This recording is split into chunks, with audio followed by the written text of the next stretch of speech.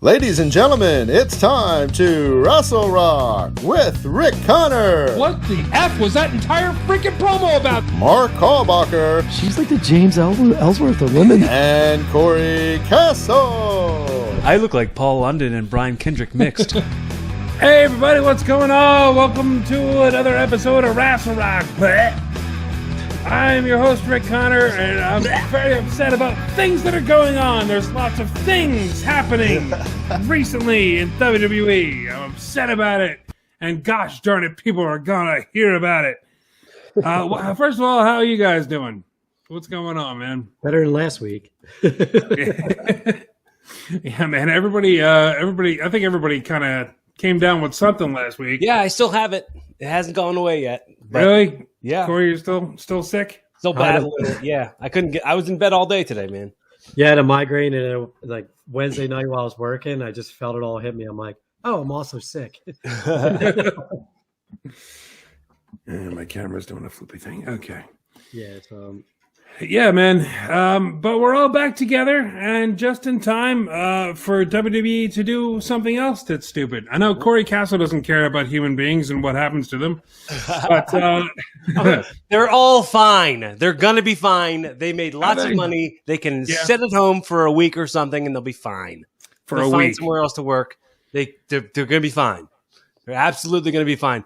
People who have low-paying jobs who lose their jobs and lose their livelihoods, sure, feel bad for them. But people who are superstars on TV and make lots of money, I don't feel bad for them. Well, see, the thing is, a lot of these people moved across the country and uprooted their lives and their families and took their kids out of school just to be released because of budget cuts. When in the reality is that WWE just didn't have anything for them and was just hiring a bunch of people so that the competition, they were pawns, basically. They were collector's cards. They were action figures that they were collecting. Say la vie, whatever. Say la vie. Yeah, let them rot. You know, Biff Busick just put out a video. It's like, yeah, cool. I'm going to be sitting at home for 3 months. Can't work until next year. But, you know, he's fine. Whatever. Screw it. Oh, no. What happened? We lost Corey. So, no, so yeah, if you don't know what we're talking about, WWE just released another slew of talent. It's 18 wrestlers altogether. I got the list right here. It's B-Fab from Hit Row, who just got moved up to the main roster. Yeah, even what's that? She was drafted to SmackDown with Hit Row, and now it looks weird watching them without her. Yes. Oh yeah. That does look real weird seeing them without her. Having gotten used to seeing that at NXT and just the first 2 weeks that they were drafted to SmackDown. Well, it's probably the same as another person that got released. What's his name? Karrion Kross. Got rid of him from. Got rid of Scarlett, and they never been able to recover. Pretty much, they put him in a dumb gimmick, and he just went on Twitter just saying how much he hated everything, and you know, so there's that. But, yeah, he's gone as well, unfortunately. Ember Moon, Eva Marie, Frankie Monet, Grand Metalik, Harry Smith, who I didn't even know they hired. Yeah, that was I don't think that they ever had him on anything. They never, they signed him just to have him, and then they got rid of him just to get rid of him. I remember he did the Hall of Fame, and then they did like a shoot interview with him on like YouTube one day. And then I never heard from him. To be on the bump? For him to be on the bump, he got signed. Hey, you're going to get a contract to be on the bump. And that's it.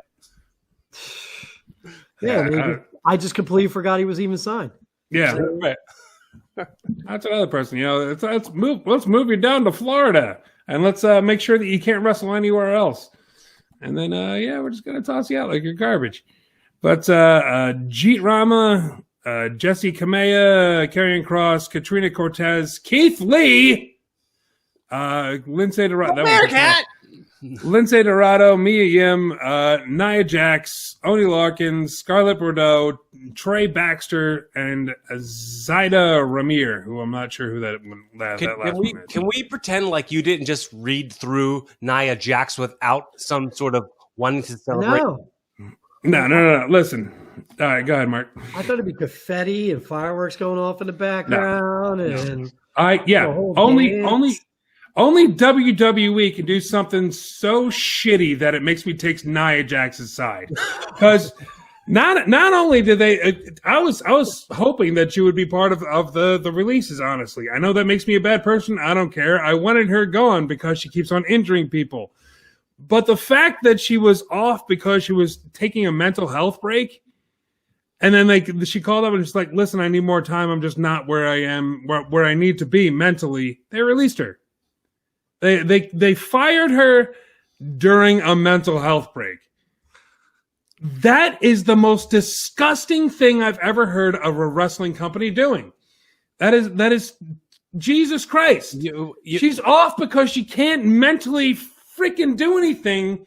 She needs somehow you put WWE on this pedestal. They're an employer. They employ people. Employees get this kind of shit happen to them all the time.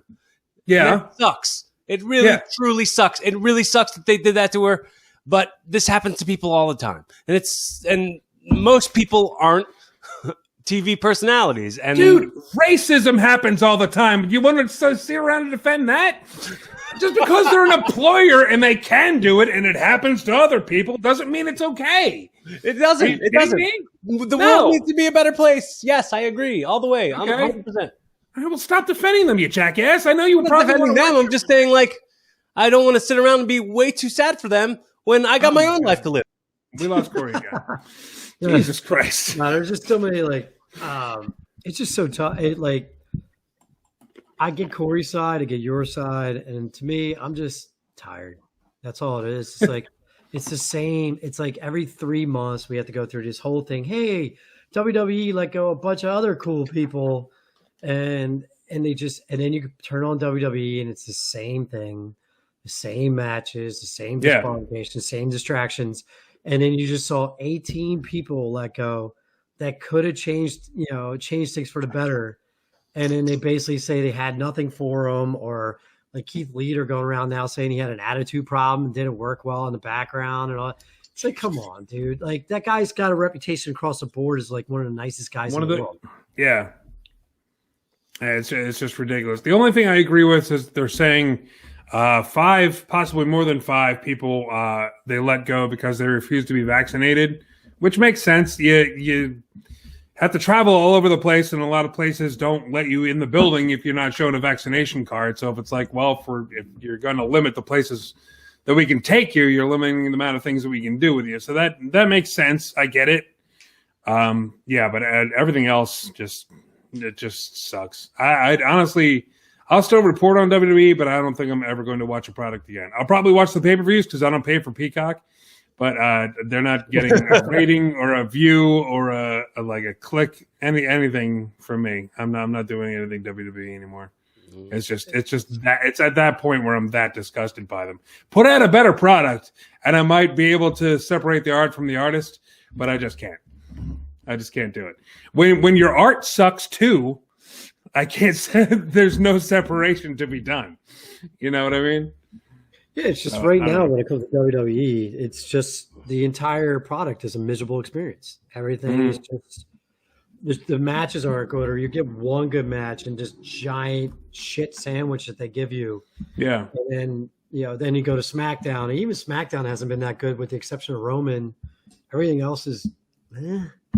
And then you go over and like, I'm just watching Guy I want to see succeed after Guy I want to see succeed, and they will somewhere else, but it's like they had a chance to be on the big stage, and you put Keith Lee in some kind of weird unitard with like claw marks on, like literally Chris Benoit's claw marks on his stomach. Yeah. Like, and you call him the Bearcat looks a hell of a lot like a Wolverine. He's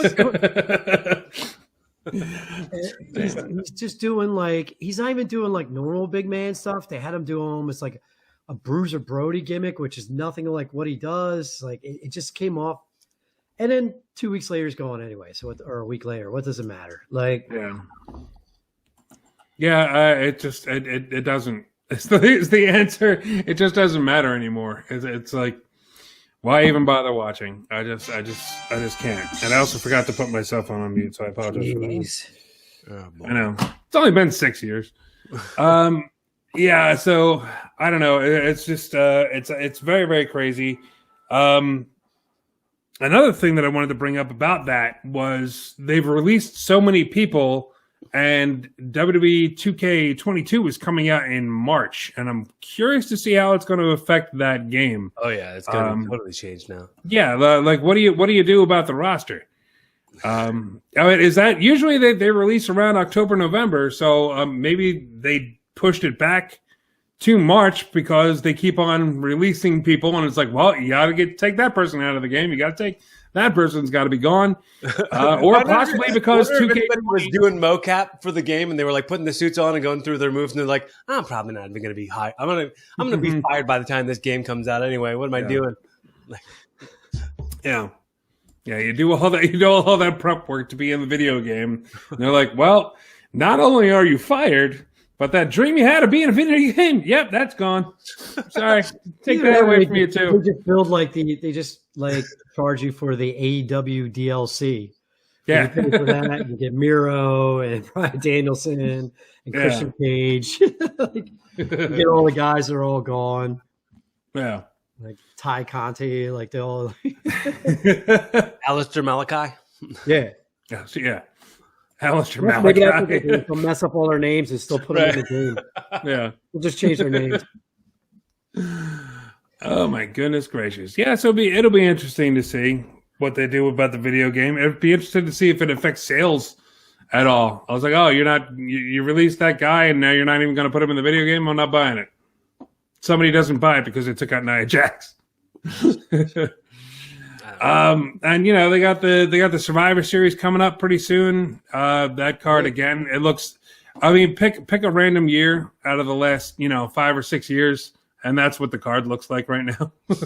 They just all right. They didn't even give you a chance to There was no build to any of them. They just here's the team. Yeah, that was it. It's 2 weeks away. It's 2 weeks away, and they just announced the 2 Survivor Series. I think it was on Twitter. They announced the Survivor Series teams. Well, it's that same thing. Remember when they did that pay-per-view that was Team Hogan versus Team Flair in Saudi Arabia? And then they're like, the teams, we pick them today, right now. The show's tomorrow and stuff, but we'll figure it out when we get there. Yeah, it was just it was literally they just pulled names out of a hat. Yeah. So, what we got now for Survivor Series, Team Raw is going to be Seth Rollins, Finn Balor, Kevin Owens, Rey Mysterio, and Dominic Mysterio versus Team SmackDown, Drew McIntyre, Jeff Hardy, King Woods, Sami Zayn, and Baron Corbin. And then for the women, you got on Raw, Bianca Belair, Rhea Ripley, Liv Morgan, Carmella, and Queen Zelina versus SmackDown, which is Sasha Banks, Shayna Baszler, Shotzi, and Natalya and Aaliyah. Natalya Aaliyah apparently is going to be on it. Good for her, I guess. Yeah, good for her. Debut. Yeah, she just. Well, she was just on SmackDown or something last week or something, just in a backstage segment. Yeah, it was did you see that segment? That didn't make any sense. It was just hey, this is Aaliyah, and Jeff Hardy's yep, that's Aaliyah, and then they kind of walked away from each other. It was a great debut, I guess. What the hell? God damn it! Somebody pick up a pen, just a pen. That's with permanent ink, and be this is how we're doing it. Something that you can chisel it into stone so Vince can't tear it up at the last minute. God's sake. So and then I'm assuming they haven't announced it yet, but I'm assuming it's going to be Reigns versus Big E and Lynch versus Flair, Usos versus RK Bro, Nakamura versus Damian Priest. Well, that's what I was thinking. I thought they were building on SmackDown. Is they just had Roman jump Xavier Woods and Kofi, so I thought they were going to do maybe just one match, a 3-man Survivor Series type match, and have the New Day versus the Bloodline. And now it's just Woods is just thrown into unless they're going to change that come this weekend, if they have come this Friday. But Woods is just thrown into the Raw versus SmackDown match. I don't know, man. Yeah. And then And then you watch the Eddie Kingston CM Punk promo, and you're like, it's like worlds apart right now. Like, how good the shows are. And I know you guys are Kingston fans. That guy killed it on Friday night. Yeah, absolutely killed it. Yeah, did you see Brian's chest? How like it was just meat. It was just tenderized meat. Tenderized meat all over his chest. It's again, like you said, Mark, it's worlds apart. Two completely different shows, and one is doing well. Well, it seems like one is being booked by people who care about wrestling, and one is being booked by people who care about movies and stuff. Yeah. Yep. That seems like the huge difference. Mm-hmm. It is, and it's a shame. Mark and I were talking off air a little bit about all the firings and stuff like that, and it's possible that WWE is just being groomed up to be sold. And I say good. When I worked for Motorola, which they only exist in name now, when Google went to buy us, like I watched Motorola just offload any kind of like higher management. Anybody was making 6 figures a year slowly started disappearing, and then anywhere they could trim off like an employee here or there. Like I did a job where we had to catch flights all the time, and we used to just change our flights on the fly if we missed it or whatever. And myself and 2 other guys missed a flight and just changed it, which was weird because I would have flew in 45 minutes earlier than when I was supposed to land, and they fired me while I was stepping on the plane. And it's just like one of those things. Like it reminds me of that because like there's almost this callousness to it because it's all about getting down to a certain number or a certain whatever when they sell it to make the most money when they sell it. And one is like just offloading contracts. And like I said, these guys have been used. We've been joking about forever. They're just toys. He was a collector, and he just didn't want any competition getting these characters. Now, which is weird because now the competition is stiffer than it ever has. But it's almost like he's just offloading talent anyway. And that's where I think like now now it just seems like he's just going to get as many down to the bare bones and then sell the company to someone else. And this is where it reminds me a lot of the WCW Time Warner merger. And then you just have a CEO from a television channel try to run a wrestling program. Mm-hmm. And I think WWE's got about 5 years. Honestly, yeah, that's not too far off. That's not too far off. The bump in the beginning, now, then, forever. Now it just goes together. Now. Well, I see like Corey. It's like these guys will be fine. Mm-hmm. Tony Khan already stated that he is definitely looking at a lot of the talent that was let go. Mm-hmm. I definitely see Keith Lee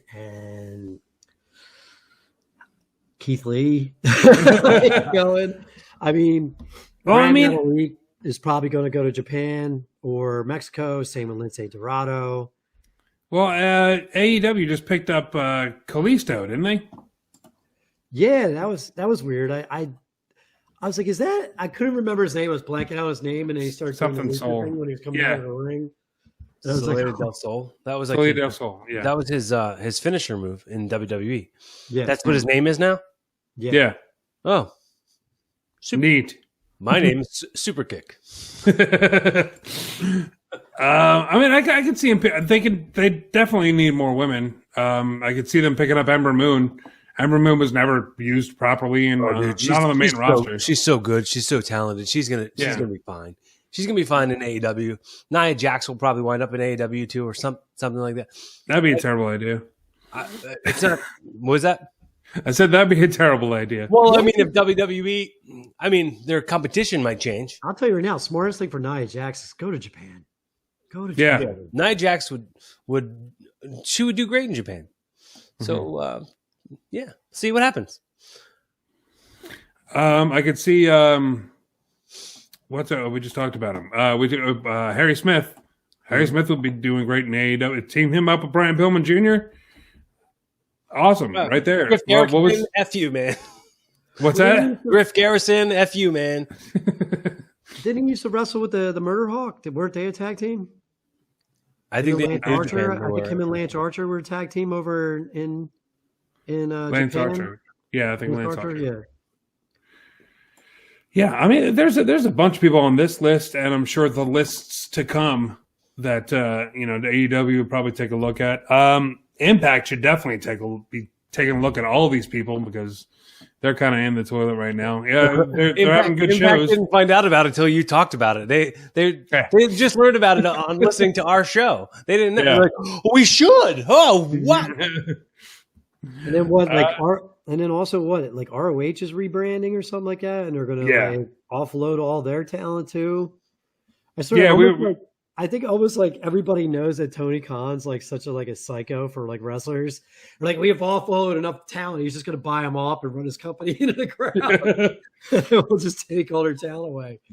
It's wild. Like now ROH is offloading talent, but like I wish Impact. I don't know how much money Impact has to spend, but right now Impact could honestly rebuild their entire brand. Who's sitting on the shelf right now, and maybe move into like actual live studio, like a decent sized live studio to do the shows.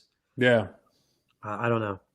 There's also we forget about MLW that doesn't get talked about a lot, and a couple others. A lot of these, federations might be able to like maybe make a play for, bless you, like maybe make a play for like the third largest federation in the country now. Yeah. Mia Yim too. Like you want to talk about a women's division. Like she's great. She was great in NXT. Another person that got completely underused and destroyed by the main roster with the whole retribution thing and all that stuff. Yeah, it was just all that nonsense. People almost forgot about retribution. Yeah, that was the thing that happened that crippled Mercedes Martinez and a couple other wrestlers. But there's a whole list of people. From the last firings, that can definitely end up somewhere really, really well. So I have nothing but bad news. I'm looking through all this, and I'm like, this all sucks. All right, sticking to WWE. Let's get rid of the WWE bad news for now. So Vince is looking to get some beefier guys in there. He thinks that's what WWE's problem is, that there's not enough giant meat in the ring. And his solution to this, apparently, is to hire shorter refs. That's an actual story that's happening.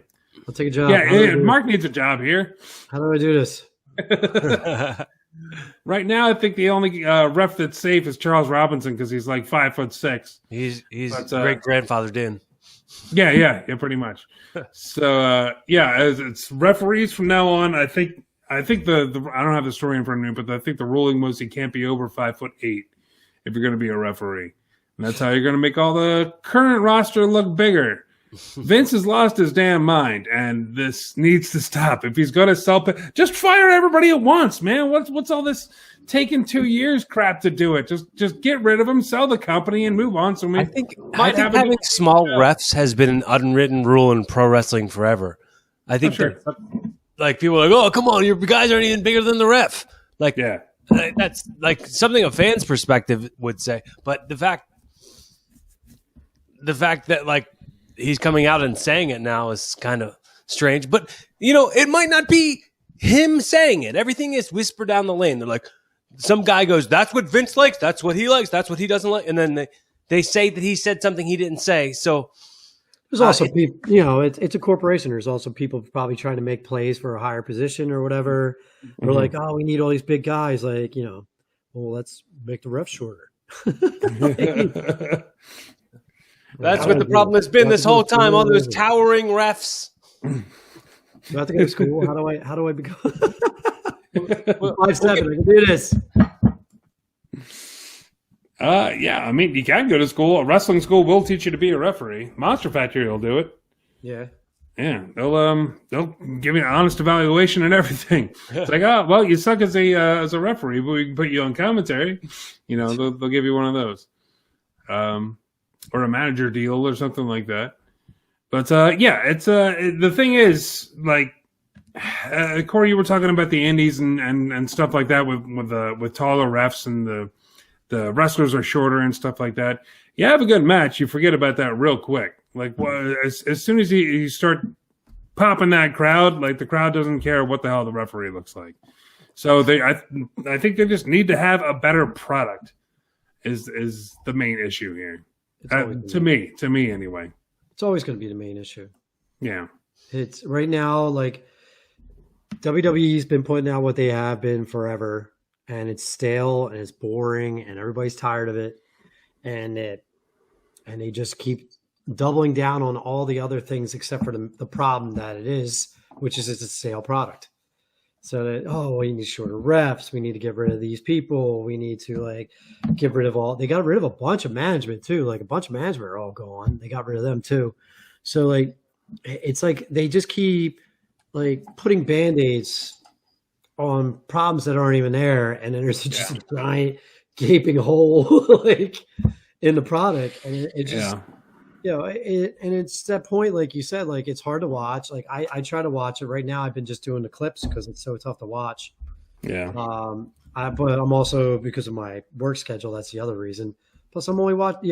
Right now I'm only watching the clips of AEW too. So don't. Well, I think that they make a habit of putting the company itself almost like blind patriotism, but for the company itself. So they'll go, the company, it's the universe, it's the presentation. The people that work there are buying the hype of it. So if they were to go, this needs to be fixed, they're like, how dare you say there's something wrong with the universe that we created? And then they're probably scared. Like, anybody who works there is probably scared to speak up and try to make any kind of real changes. Mm. I mean, assumingly. I don't know. I'm no expert. I mean, I assume you're right as well. But yeah, WWE's problem has always been the product, and WWE thinks it should be better than that. Like, WWE is the star, not the guys. Propaganda. It's their propagating that it's. They've been doing that since the early 2000s. They went from after Austin left and Lesnar left and all. They started going, instead of, like, making the stars, like, the focal point, they made the company. And it's all they don't have stars anymore. WWE is the star, and it doesn't work. It doesn't work. Like AEW, everybody chants the name and all, but in the end, the stars, are the wrestlers. Like, the show is based around certain tentpole wrestlers and the feuds that they have, which is basically like Wrestling 101. But like I said, Vince McMahon got burned by a lot of people, and it's almost like he's like a jilted lover type, personality, where he just, now it's about the company and screw all the popular people. And, if he really cared about stars, look how many people he's had or still has, and the fans lose their minds for him. And he's like, nope, Seth Rollins. Yeah. No, I'm going to put, this guy in front of them. It's over and over. Everybody was sick of Drew McIntyre. They're like, no, like, here's more of them. Yeah. They don't care what the fans think anymore, because it's like, if I let you like this person, then that person's just going to leave me. So it's a weird thing with WWE. It is a lot like a relationship where it's just like, I'm going to leave you. Sad love song. Yeah. If I let you love this person, they're gonna just leave me. It's like, I'm afraid that you're going to leave me, so I'm going to beat you instead, so you don't. It's like like an abusive husband. some goddamn Vince. Some gaslighting. Yeah. Ah, man. So more bad news. Jim Ross just came out and said he has skin cancer. This was a really sad news. This came out. When did this come out? Just last week, I believe. Said he's been battling skin cancer. He's 69 years old. Went on Twitter, said that he's feeling fine. He's ready to attack the disease. at the time of this article, he said he was waiting on a radiologist to determine the best treatment option, but it's going to be radiation, and he's going to have to go through 22 different treatments just to and just basically to see if it takes and if he can get rid of it. And he's going to continue to work throughout this entire thing, which is to him on his podcast. He was like, I crazy. won't miss a day of work. I'm not going to do it. So let's hoping he beats it, man. Let's hoping he gets right through it. Yeah. Guy's had a rough life. Skip bad on the cancer. He's got a rough, I got to admit, he has a rough tail end of his life. If you read his books, that guy's lived more lives than most of us ever have. Yeah. Just hope he gets better, man. He's had a rough go in the last 5 years or so. So, yeah, and more power to him for. I mean, like, radiation's no joke. It's not like you go to the doctor and get a shot, and then you go right back to work or whatever. It's a pain in the ass, and it's painful, and it's draining, and it's pretty awful. So the fact that he's like, no, I'm not missing any work. Screw you, cancer, and good for him. More power to him, absolutely. And I think Ross is enough of a badass that he can absolutely do it. So that's pretty cool. And then the last piece of really terrible news, Jon Moxley is going into rehab for alcohol issues. Tony Khan just released on Twitter the other day. Jon Moxley, what's that? Let's not say this is bad news. This is him recognizing there's a problem and doing something good about it. Right. This isn't bad news. I mean, sorry that you're going through these struggles, John, but like you're going to get right through it. Skip out on this one too. Yeah.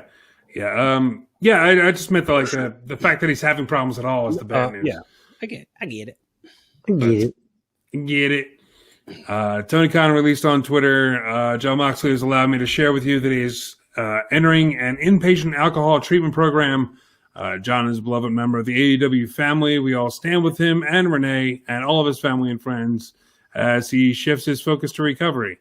So, Corey, like you said, it's it's a good thing. Yeah, he's taken steps. He's realized that his body and himself and his family and all that that all has to come first, and it has to come before wrestling. And he's a dad now. He's got to be a responsible person, a responsible adult person who isn't. The only one clip I remember seeing him on the Road to the Top reality show, someone was like, "How you doing today?" And he's like, "I'm incredibly hungover," or whatever. Most hungover I've ever been in my life. It's like, bro, you're grown past this stuff, man. You shouldn't get like that anymore.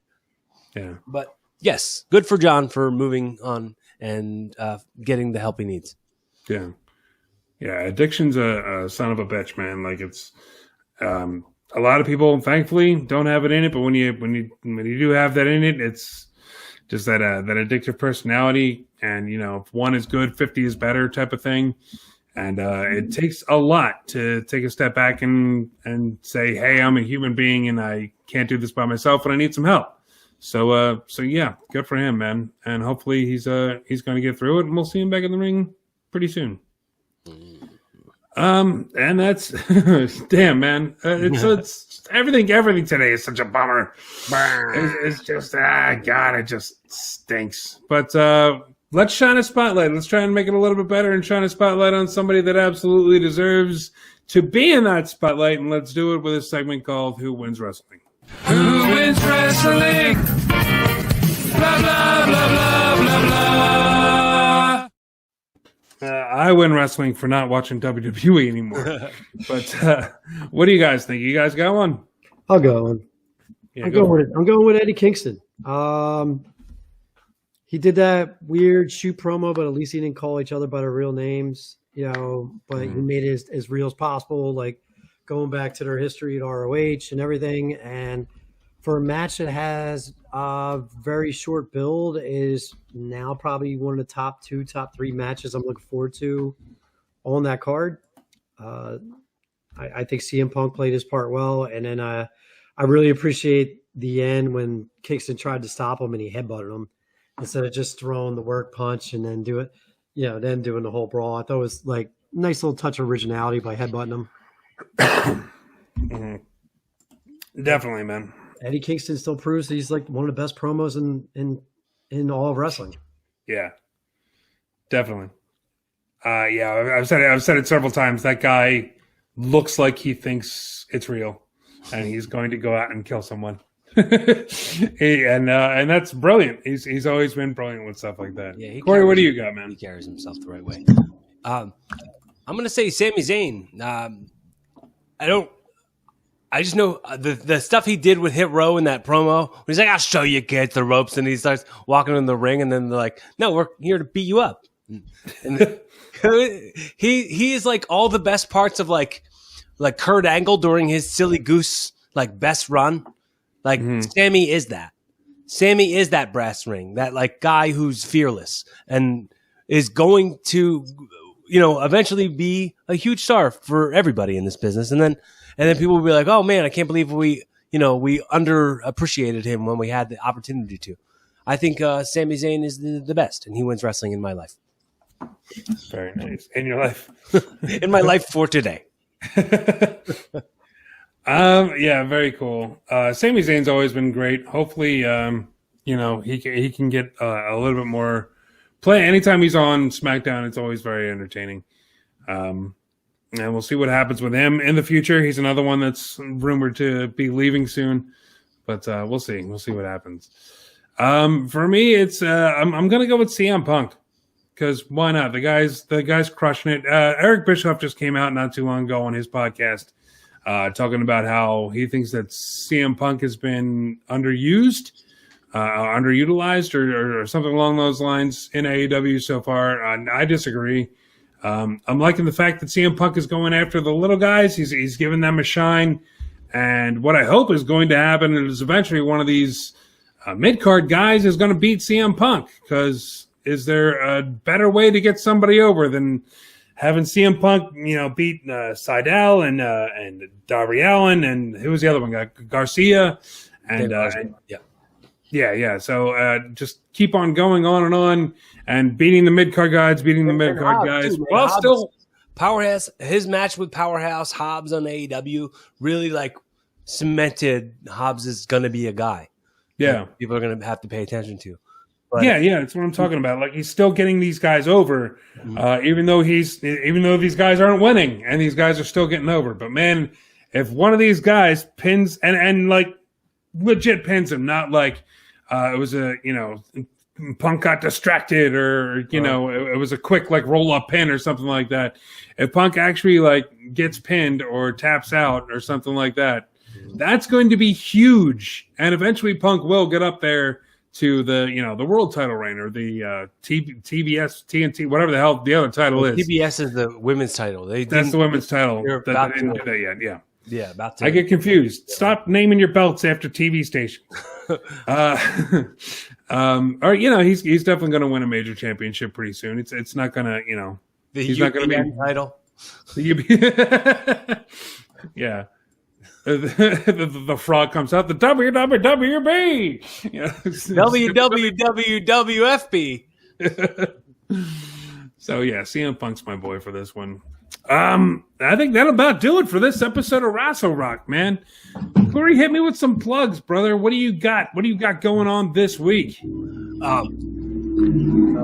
Nothing tremendous. Just subscribe to my YouTube channel, youtube.com/Corey Castle. Follow me on the Instagrams and tweets at Corey Castle. If you're checking us out on the Rassle Rock YouTube channel, make sure you hit the subscribe button. Comment below. Let us know you exist. Tell us you love us. Tell us you hate us, as long as you've told us something. And check out WrestleRock.com for all the information on all the other stuff we got coming up. That's right. Mark, you got anything going on? Check out my wrestling video game character, Lee Cat Bear Keith. When WQA goes out. He'll look just like Keith Lee, but that's no, I'm not going on. Have a good weekend or week or whatever day it is. Happy birthday when that comes around. Yeah, too. Merry holidays. Yeah, man. Check out. I do want to say check out DCW Overdrive TV on YouTube. Subscribe to that channel. We're going to be putting out a new episode of DCW. It's a weekly episodic wrestling program. Check out some new indie wrestling. It's going to be on every single week. Every Saturday it's going to come out. And it's a nice little half an hour to 45-minute show. And you're going to see some kick-ass wrestling on it. So go subscribe to DCW Overdrive TV on YouTube right now. And it's going to be wonderful. Subscribe to my channel as well. tinyurl.com/YouTube Rick Connor, CONNOR. And you're going to see a whole bunch of indie wrestling on there as well, posting a lot of old school DCW and old school WPW stuff. And it's a lot of fun seeing those guys pop up again. And like Corey said, check out RassleRock.com for all the merchandise. You want some Rassle Rock merchandise? Pick something up. Everything is going to charity, man. Every single dollar that we raise with sending all that, with all the T-shirts and everything that we have on there, it all goes to a good cause. So please check that out. Like this video, share this video, subscribe to the Rassle Rock YouTube channel, subscribe to the Rassle Rock podcast on iTunes, Apple Podcasts, wherever you listen to podcasts. And that'll be about it for this episode of Rassle Rock. I'm Rick Connor. Mark Habacher. Corey Castle. And let's take it out like we always do with Mr. Nick Burke. It's so hard to say goodbye to yesterday.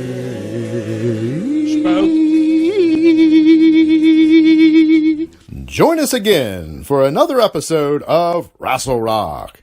This has been Jay Davis speaking.